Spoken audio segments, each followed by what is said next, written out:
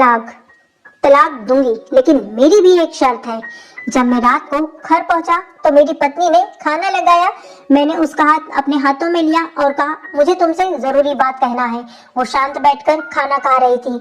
उसकी आंखों में कुछ दर्द साफ नजर आ रहा था। अचानक मुझे नहीं पता कैसे कहूँ, मगर मुझे उसे बताना ही था।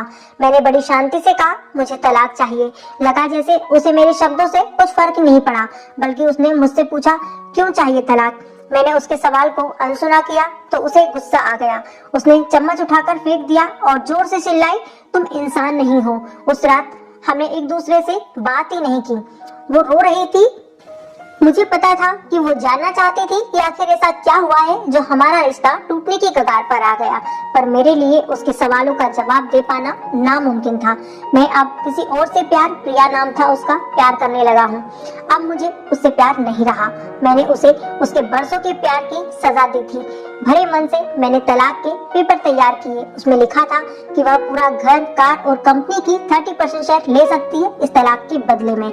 लेकिन उसने उन पेपरों को देखा और उनके टुकड़े टुकड़े कर दिए। वो औरत जिसके साथ मेरे जीवन के 10 साल बिताए थे, वो आज मेरे लिए अनजान हो चुकी थी। मुझे इन 10 सालों का जो उसने मेरे लिए बर्बाद किए, मगर मैं क्या करूं? जो हो चुका उसे मैं बदल नहीं सकता, क्योंकि मैं किसी और से, अपनी पत्नी से भी ज्यादा प्यार करने लगा था। आखिरकार उसके सब्र का बांध टूट गया और वो फूट फूट कर मेरे सामने रोने लगी। मेरे लिए उसका रोना एक तरह से उसकी रिहाई की तरह था। तलाक की बात जो कई दिनों से मुझे परेशान कर रही थी, अब बिल्कुल साफ हो चुकी थी। अगले दिन मैं घर काफी लेट आया। मैंने देखा कि वह टेबल पर बैठकर कुछ लिख रही थी। मैंने शाम का खाना नहीं खाया था, लेकिन फिर भी मैं सीधे ऊपर जाकर अपने कमरे में सो गया, क्योंकि पूरा दिन प्रिया के साथ रहने और कई जगह घूमने के बाद मैं थक गया था। वो शायद रात को उसी टेबल पर लिखते लिखते सो गई थी। सुबह उसने तलाक देने की शर्त बताई। वो मुझसे कुछ भी लेना नहीं चाहती थी। उसे सिर्फ तलाक से पहले 1 महीने का समय चाहिए था। उसने आग्रह किया कि 1 महीने में हम दोनों वही पुराना जीवन जिए जितना संभव हो सके, क्योंकि आने वाले महीने में हमारे बेटे की परीक्षा है। वह नहीं चाहती थी कि हमारे टूटे रिश्ते का प्रभाव उसकी पढ़ाई पर पड़े। मुझे भी यह ठीक लगा, मगर वो और भी कुछ चाहती थी। जैसे शादी के दिन मैं उसे उठाकर अपने शयन कक्ष तक ले गया था, उसी तरह अब हर रोज 1 महीने तक मैं उसे शयन कक्ष से उठाकर मुख्य द्वार तक ले जाऊं। मुझे लगा यह पागलपन है, मगर इन आखिरी दिनों को थोड़ा अच्छा बनाने के लिए मैंने उसकी यह शर्त स्वीकार कर ली। मैंने प्रिया को अपनी पत्नी की सभी शर्तें बताई तो वो हंसने लगी। उसे लगा मेरी पत्नी कितने भी तरीके अपना ले, तलाक होना तो तय है। मेरी पत्नी और मैं किसी से भी इस दौरान नहीं मिले थे, लेकिन उस दिन जब मैं उसे पहली बार उठाकर गेट तक लेकर गया तो हम दोनों काफी अजीब महसूस कर रहे थे। पीछे से हमारा बेटा भी खिलखिलाकर खुश हो रहा था। अगले दिन यह काम थोड़ा सामान्य और आसान हो गया। वह मेरे सीने से लगी थी और मैं उसकी खुशबू महसूस कर रहा था। ऐसा लगा जैसे कई दिनों बाद मुझे ये खुशबू मिल रही थी, या फिर कई दिनों से मैंने उसके होने का महसूस नहीं किया था। पहले जितनी उसमें वो कसाव नहीं था और चेहरे पर कुछ हल्की झुर्रियां नजर आ रही थी और बाल भी सफेद होने लगे थे।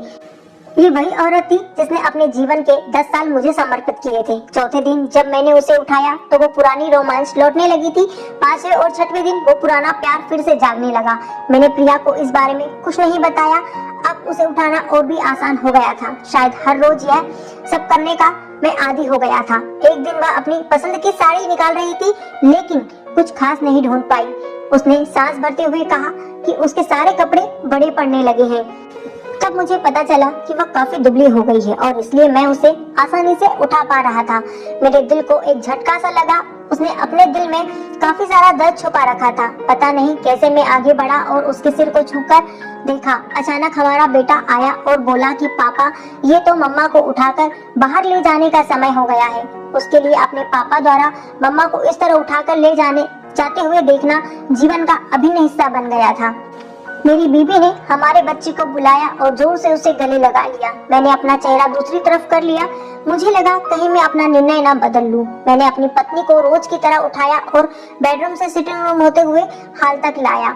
उसने प्यार से अपने दोनों हाथ मेरी गर्दन के आसपास रख दिए। मैंने उसे जोर से पकड़ रखा था, बिल्कुल हमारे सुहाग रात की तरह, मगर उसका इतना कम वजन मुझे परेशान कर रहा था।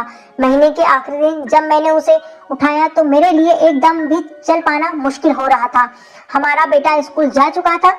मैं अपनी कार से ऑफिस गया और कार से कूदकर बाहर आ गया, बिना कार को लॉक किए। मुझे डर था कि अब एक पल की भी देरी मेरा इरादा बदल देगी। मैं ऊपर गया, प्रिया ने दरवाजा खोला और मैंने उसे कहा, प्रिया, अब मैं अपनी पत्नी से तलाक नहीं लेना चाहता। उसने मुझे देखा और मेरे सिर पर हाथ फेरकर कहा कि तुम्हें बुखार तो नहीं है?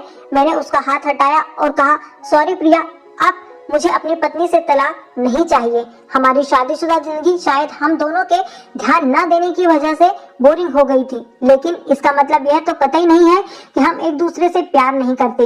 अब मुझे एहसास हुआ है कि जिस दिन मैं उसे शादी करके अपने घर लाया था, उस दिन से जीवन के आखिरी दिन तक मुझे उसका साथ निभाना है। प्रिया के होश उड़ गए। उसने मुझे एक जोरदार चाटा जड़ दिया मेरे मुंह पर। वह रोने लगी और दरवाजा अंदर से बंद कर लिया। मैं सीढ़ियों से नीचे उतरा और आकर अपने कार में बैठ गया। आगे एक फूल वाले की दुकान पर रुका और अपनी प्यारी पत्नी के लिए एक सुंदर सा गुलदस्ता लिया। दुकानदार ने पूछा कि इस पर क्या लिखना है। मैंने मुस्कुराते हुए कहा कि मैं तुम्हें जीवन के आखिरी दिन तक यूं ही उठाता रहूंगा। मेरी अर्धांगिनी। उस शाम जब मैं घर आया तो हाथों में गुलदस्ता लिए मेरे चेहरे पर एक मुस्कान थी। मैं ऊपर अपने कमरे की तरफ भाग कर गया, लेकिन तब तक वह मुझे छोड़कर इस दुनिया से जा चुकी थी, हमेशा के लिए। वो कई महीनों से कैंसर से लड़ रही थी, लेकिन मैं प्रिया के साथ इतना खोया हुआ था कि कभी ध्यान ही नहीं दिया। उसे पता था कि वह जल्दी मुझे छोड़कर जाने वाली है, इसलिए वह मुझे और मेरे बेटे के रिश्ते को टूटने से बचाना चाहती थी। मैं नीच उसे तलाक देना चाहता था, लेकिन फिर भी उसने मुझे अपने बच्चे की नजरों में एक प्यारा पति और पिता बना दिया। जीवन की छोटी छोटी बातें रिश्तों में बहुत महत्व रखती हैं। बड़ा घर, बड़ी कार, बैंक बैलेंस ये खुशियों का हिस्सा बन सकते हैं, जरूर बन सकते हैं, मगर अपनों के बिना इनकी कोई कीमत नहीं है। दोस्तों, स्टोरी अच्छी लगी तो कमेंट में जरूर बताइएगा। अगर स्टोरी अच्छी लगी तो लाइक, शेयर एंड सब्सक्राइब जरूर करें चैनल को। जय हिंद, जय भारत। अगली कहानी के साथ फिर मिलेंगे दोस्तों। वंदे मातरम।